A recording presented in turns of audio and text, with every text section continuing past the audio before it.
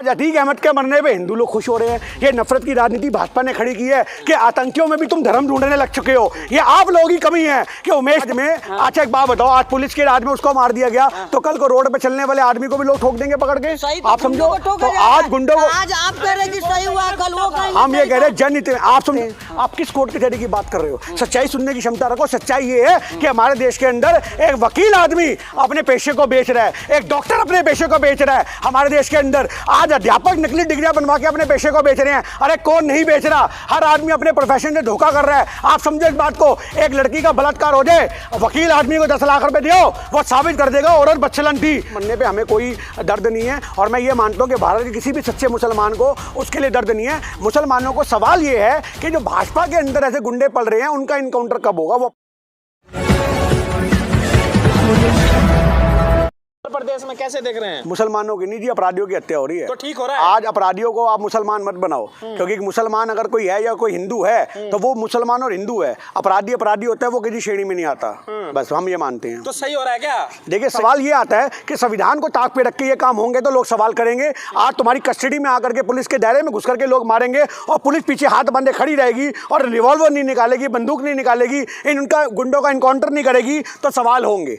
तो हमारा ये मानना है अगर इनकाउंटर कर देती तो जो अब परत दर परत खुला है वो बंद हो जाता ना। देखिए अभी भी कुछ नहीं खुलेगा, अभी भी कुछ नहीं खुलेगा। परत दर परत जो आज ये SIT बनी है, इस SIT से क्या होगा? ये तो पब्लिक को एक लॉलीपॉप दिया गया है। आप समझो इस बात को। SIT जांच कर रही है, बहुत अच्छी बात है। SIT की रिपोर्ट पे भी हम लोग विश्वास करेंगे, पर मानने वाली बात ये आती है कि ये चीज़ों को पहले रोका जा सकता था। आपने ये जो पूरा माहौल बनाया कि ये जो सस्पेंस क्रिएट कर रखा था कौन किसको मारेगा, ये क्यों हुआ बीजेपी के राज में? तो आज हमारे देश में अतीक अहमद के मरने पर हमें कोई दर्द नहीं है और मैं ये मानता हूँ कि भारत के किसी भी सच्चे मुसलमान को उसके लिए दर्द नहीं है। मुसलमानों को सवाल ये है कि जो भाजपा के अंदर ऐसे गुंडे पल रहे हैं उनका इनकाउंटर कब होगा? वो अपनी जगह ठीक है। आज उनको ये मानना है कि तुम हमारे लोगों को, हमारे धर्म के लोगों को, बेशक वो बदमाश हो, उनको मारो, हम तुम्हें नहीं रोक रहे। कोई भी मुसलमान गुंडागर्दी का समर्थन नहीं करता, पर उनका क्रॉस क्वेश्चन ये है कि तुम अपने बंदों को क्यों नहीं मारते? उनका ये मानना है। मेरी बात सुन लो, उनका फैसला होगा क्या? उनका ये मानना है। मेरी बात सुन लो, उनका ये किसी को भी गोली मार के चले जाएगा बोल दे अतीक अहमद का 10 साल तक मुकदमा, आप लोग उसकी हिस्ट्री पढ़ना, 10 साल तक मुकदमा कोर्ट में जजों ने नहीं सुनाया। जज फैसला सुनाने से डरते थे उसका। उनको पता था हमारी पुस्तकों को खत्म कर दिया जाएगा। जब हमारे देश के अंदर जो रक्षक हैं वो डरेंगे, जब अतीक अहमद जैसे गुंडों से वो थर थर कांपेंगे, वकील उनके लिए पक्ष में खड़ा नहीं होगा, विपक्ष में कौन केस लड़ेगा, तो कैसे जज और न्याय के अकॉर्डिंग फैसला हो पाएगा? हमारे देश के अंदर जज सामने आया नहीं ऐसा। आज 10 साल पहले के आप रिकॉर्ड निकालो ना, ये तो बीजेपी की सरकार आई है, उस समय आप निकालो 10 जज ऐसे थे जिन्होंने फैसले ही नहीं सुनाया अतीक अहमद पे। उनको डर लगता था। आप समझो, अरे यूपी एक ऐसा राज्य है, आप समझो यूपी एक ऐसा राज्य है। मेरी बात सुनो, योगी जी सही काम नहीं कर रहे। योगी जी को संविधान को इतना मजबूत करना चाहिए। बात है आज हमारे देश में किसी भी गुंडे के समर्थन में अगर लोग खड़े हैं तो ये अपने आप में अपराध को समर्थन करना। आप इस बात का जवाब यहाँ से लो। आप अपराधी का समर्थन कर रहे हो, डैट मीन आप अपराध का समर्थन कर रहे हो। अतीक अहमद के ऊपर जो 100 मुकदमे थे आप उसका समर्थन कर रहे हो। आप समझो इंडायरेक्टली। आज देखिए आज हमारे को नहीं पता राम राज आया, मेरी बात सुनो, राम राज आया, रावण राज आया, योगी राज आया, मोदी राज आया, हमें इससे मतलब नहीं है। हमें इससे मतलब है कि संविधान को मजबूत इतना कर दिया जाए कि ऐसे इनकाउंटर की जरूरत ना पड़े। आज नहीं, संविधान मजबूत नहीं कर रहे, वो तो फैसले कर रहे हैं, कोर्ट कचहरी से बाहर फैसले हो रहे हैं। संविधान को मजबूत करना चाहिए। जब राहुल गांधी की सदस्यता गई तब तो आप छाती पीट रहे थे, और आज जब अतीक के साथ हो रहा है, उनके सरेआम हत्या हो जाती है तो आप मौन साध रहे हैं। हम कब मौन साध रहे हैं? राहुल गांधी में तो फैसला कोर्ट से, अरे तो आप राहुल गांधी में फैसला कोर्ट से हम एक मिनट में हमने तो ये बोला ही नहीं कि उसका मरना जो है वो जो है वो सही गलत है। हम तो कह रहे हैं बिल्कुल जनहित में है। कोई भी गुंडा अगर मरेगा जनहित में मरेगा। आप समझो इस बात को, कोई भी गुंडा मरेगा। आप आज समझने वाली बात ये है कि जो लोग ये देख रहे हैं कि योगी सरकार सिर्फ और सिर्फ मुसलमानों का इनकाउंटर कर रही है, तो मैं आपको ये रिपोर्ट दिखा दूं। देखो ये अखबार की रिपोर्ट है, 2.5 लाख का इनामी। सुनो मेरी बात सुन लो, मैं जवाब दे रहा हूँ। मैं आपको जवाब दूंगा।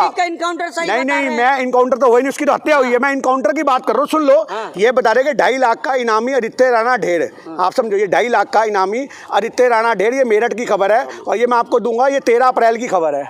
2023 की। आदित्य राणा का मेरठ में कत्ल हुआ, मर्डर हुआ। आप समझे इस बात को? आदित्य राणा कौन हुआ? हिंदू हुआ। पर आज मानने की बात यह है कि आज हमारे देश में ये इनकाउंटर की नौबत क्यों आ रही है। मैं ये कहना चाह रहा हूँ कि हिंदू का हो या मुसलमान का हो, इनकाउंटर की नौबत क्यों आ रही है? क्योंकि आज हमारे देश के संविधान को इतना कमजोर कर दिया भाजपा वालों ने कि संविधान के हिसाब से फैसले नहीं हो रहे। आप सवाल जवाब दीजिएगा।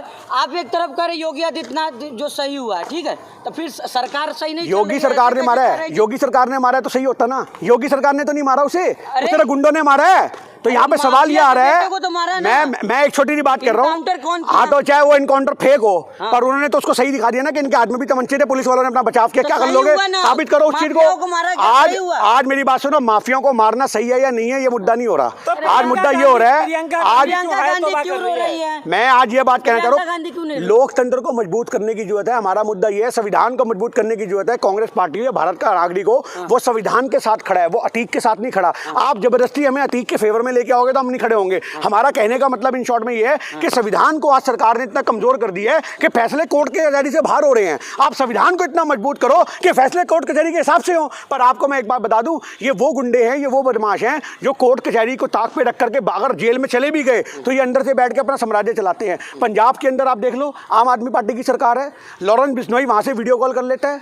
आप समझो, तिहाड़ जेल के अंदर कोई यादव है जो मुजरिम था, उसकी चाकू से गोद के हत्या कर दी गई। आप जब कोर्ट कचहरी की बात कर रहे हो, हवालातों की बात करो, थाने की बात कर रहे हो, मुजरिम कहाँ सुरक्षित है? क्लियर ही नहीं हो पा रहा है। नहीं, हमारा तो कंसेप्ट क्लियर है। क्लियर नहीं है। आप बोलो तो समर्थन करिए, आप विरोध करें। आप कह रहे हैं एक तरफ योगी जी सही कर रहे हैं, फिर कानून सही नहीं चल रहा है। मेरे आपके बात में अगर आप ये मानना चाहो, कंफ्यूज है क्या? मेरी बात सुनो, अगर आप ये सुनना चाहो कि योगी सरकार को मैं कैसे देखता हूं, तो मैं योगी सरकार की विफलता मानता हूं कि तुम्हारे पास संविधान को मजबूत करने की ताकत नहीं है, तो तुम गुंडागर्दी से फैसले कर रहे हो। योगी सरकार के लिए दो स्टेटमेंट है कि आप संविधान को अगर मजबूत नहीं कर सकते तो आप जिस रिकॉर्ड से निकल के आए हो, जिस हिस्ट्री से निकल के आए हो, वहां आपको तमंचे समझ में आते हैं। क्योंकि इन लोगों के ऊपर खुद के इतने ऊपर मुकदमे हैं, तो आज ये लोगों को यही भाषा समझ में आती है, बंदूक और गोली की। इनको न्यायालय के फैसले समझ नहीं आते। हम योगी का समर्थन नहीं कर रहे, पर हम ये कहना चाह रहे हैं कि किसी गुंडे के मरने पे हमें छाती नहीं पीटनी चाहिए। गुंडे के मरने पे हमें कोई छाती नहीं पीट रहे। कांग्रेस के हर नेता ने, कांग्रेस